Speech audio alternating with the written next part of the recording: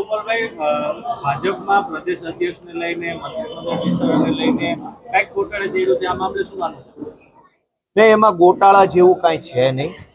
Bhajap party એક નંબરની પોતાના અને પોતાની હલકી માનસિકતા અને વિરોધાભાસી માનસિકતા ધરાવતી પાર્ટી છે.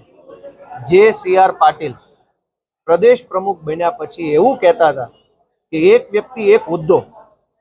આજે પાટીલ પાસે 2 હોદ્દા છે, પ્રદેશ પ્રમુખ પણ પોતે અને કેન્દ્રીય મંત્રી પણ પોતે.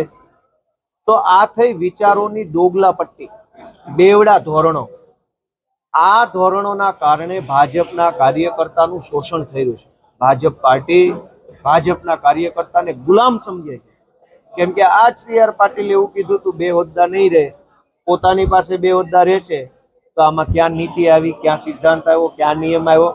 એનો અર્થ એમ કે સી.આર. પાટીલ અને ભાજપના ટોચના નેતાઓ ભાજપના કાર્યકર્તાને ગુલામ સમજીને વર્તન કરે છે. તો હવે ભાજપના કાર્યકર્તાએ વિચારવાનું કે તમે આ પાર્ટીમાં શું કામ છો અને ક્યાં સુધી રહેશો.